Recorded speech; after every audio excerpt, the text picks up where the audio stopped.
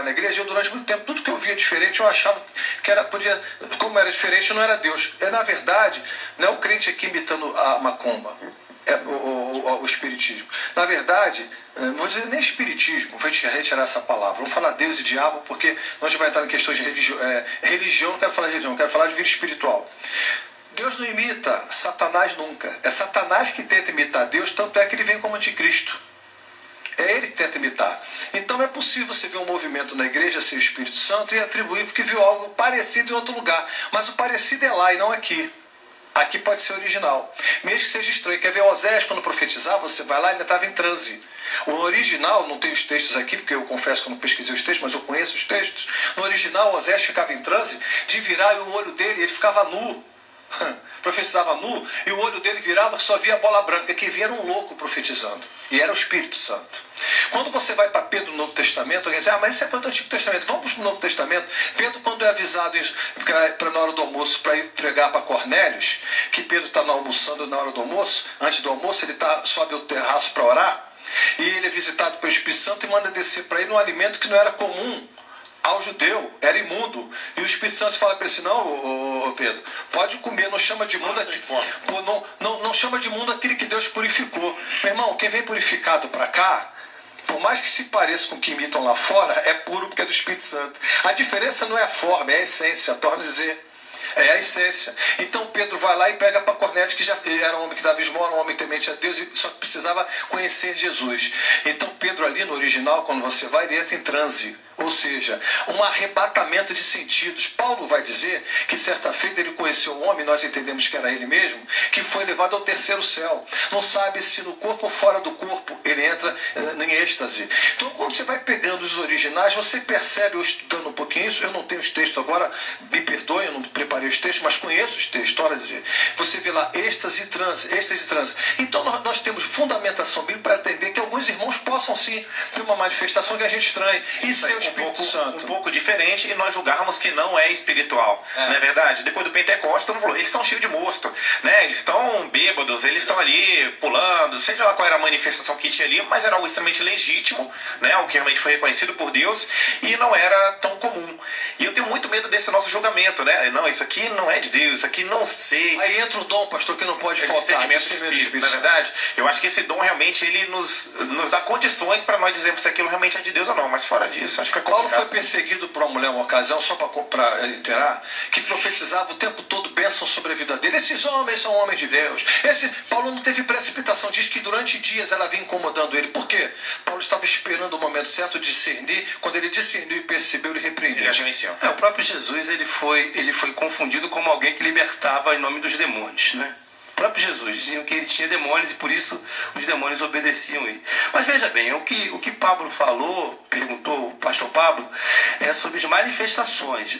Veja bem, o Espírito Santo, como foi bem dito já, no Antigo Testamento ele se manifestava como porções. No Novo Testamento, a primeira expressão do Espírito Santo ali era o próprio Jesus, quando ele vai se batizar, e é um lindo momento em onde a Trindade se encontra, né? Pai, Filho e Espírito Santo, que onde o João vai batizar Jesus, enfim. E depois, em João capítulo 20, você vai ver Jesus ministrando sobre os apóstolos do Espírito Santo. Jesus vai, sopra sobre eles o Espírito Santo, em João capítulo 20. E eles então recebem aquela porção do Espírito Santo, não o derramamento, não o enchimento pleno, não a plenitude do Espírito Santo, que vai ser em Atos capítulo 2. Mas em João 20 eles já recebem uma força de Deus, até porque Jesus ia passar 40 dias com eles, depois 10 dias eles iam ficar sem Deus, sem Filho, sem Espírito Santo. Claro, Deus ele estaria presente por conta da sua onipresença, mas se for pensar humanamente, Jesus tinha subido, né? O Espírito Santo ainda não tinha descido. Amém? Então veja bem, deixa eu concluir aqui, Pablo. Agora, sobre essa questão do movimento nas igrejas. Veja bem, o pastor falou uma coisa sobre o transe. Eu vou falar por mim, como eu entendi. Não é crítica, é entendimento para que haja clareza. Eu não entendi muito bem essa coisa do transe. Porque quando se fala em transe, fala em perda de consciência. Eu não estudei nunca na Bíblia que o Espírito Santo tira a consciência de alguém. Não é possível alguém perder a consciência por estar cheio do Espírito Santo. Aguardando sim. A Bíblia diz que Daniel até cai, mas depois que o Espírito Santo vem sobre ele, vem revelações e ele tem consciência. Então eu queria até que a gente entrasse um pouco mais nisso, porque isso é para ajudar os telespectadores, até porque a gente tem maturidade para entender que o que o pastor quis dizer que é uma manifestação. Só que o transe aí tem que ficar um pouco claro que não é roubo da consciência do ser. Me referi nitidamente sobre o roubo de sentidos. Sim. Sentidos? Bom, então eu quero discordar do senhor, porque biblicamente... Não, deixa eu concluir agora então. O pastor já concluiu. Roubo de sentido. Não há como. O Espírito Santo não pode roubar o sentido de ninguém.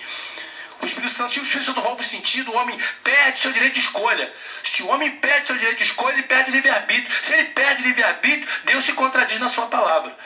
Eu preciso deixar isso bem claro. O Espírito Santo não rouba o sentido de ninguém. Todo ser que é usado pelo Espírito Santo tem plena consciência do que está acontecendo. Agora sim, deixa eu entrar aqui. Eu vou deixar o Enoque explicar, mas a administração desse dom, dessa manifestação, pode ser infantil? A administração vai dela? ser sempre quando não é Deus. Porque, por exemplo, uma vez eu falei isso aqui, eu li Jonathan Edwards falando sobre isso, eu achei interessante o que ele disse. Ele falou o seguinte: imagina uma pessoa que mal amada, nunca ouviu, que foi amada por ninguém, abandonada, isolada. Ela vai numa igreja, ouve de um ser soberano que diz que a ama.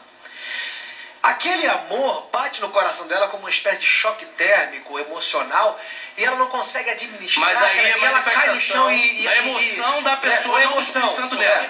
A emoção dela, sim. A emoção dela, sim. A emoção dela. A emoção dela. Porque senão o tempo passa, Emoção o dela. sai vai ouvir minha defesa. Isso é leveza. Defesa. Não, eu vou explicar. O que ele falou. Não, deixa eu explicar. Vai, defesa, deixa ele falar. Não se Depois tu fala, Freire. A pergunta dele foi pertinente e merece a resposta. Quando eu digo que, eu não estou dizendo aqui que a pessoa perca sentido para profetizar e entregar alguma coisa, a igreja hoje não tem essa prática, você não vê no Novo Testamento. O que eu estou falando é que o Espírito Santo de Deus ele tem mais poder do que a droga e mais poder que o diabo.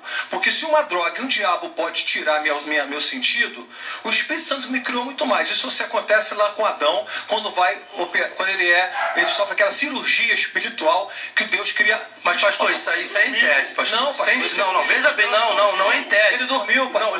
Dormi, mas veja bem, Deus tem o poder de tirar do homem. Pastor, Deus tem o poder de tirar o poder do fogo de queimar. Assim, a interpretação é subjetiva, né? Pode responder. Eu quero responder, eu lhe ouvi. Eu quis dizer aqui que o cara fica deslocado falando bobagem, não. Perfeito. Deixar bem claro. Eu quis dizer que Deus tratou com ele a ponto de fazê-lo dormir. Ele entrou em transe e êxtase está lá. Pastor. Não é em Pastor, esse sono foi. No original, o sono, no original, a palavra é essa. Doa quem doer. Pesquisa lá e vai ver. Quando você vai para Pedro, a mesma coisa, a palavra é essa. Não sou eu que coloquei no grego. Não de quem, pastor? No grego. Está lá, pastor. Não, pastor. Eu fiz seminário, nunca ouvi isso, não. Perda de sentido, não, pastor. Transe não quer dizer perda de sentido. Transe não quer dizer perda de sentido. Romanos capítulo 12. Apresentais os vossos corpos como culto racional a Deus. Não de culto, pastor. Eu não estou falando de culto, pastor. Eu não estou falando de culto. Pastor, eu estou falando de culto. Eu estou falando que Deus pode. A salvação está em você. Faz. Pode não, ele faz se quiser. Via de regra, Não, regra não, pastor. Eu estou defendendo aqui que quando a gente diz que não existe, a gente não tem base para dizer que não existe. Não temos, claro que não. Temos. Eu dei base para o senhor. Não, eu estou Deixa eu entrar aqui. Vamos lá. Deixa eu falar. Deixa o diretor do programa falar aqui. Vamos chamar um break. Um texto de Gênesis, mas o senhor está interpretando o texto. Não, senhor quer. Peraí. É a sua teologia. Peraí, senão vai ter que terminar com o programa. Vamos lá, então o assunto é muito polêmico, mas eu preciso ir para um break, um rápido intervalo. Você que está aí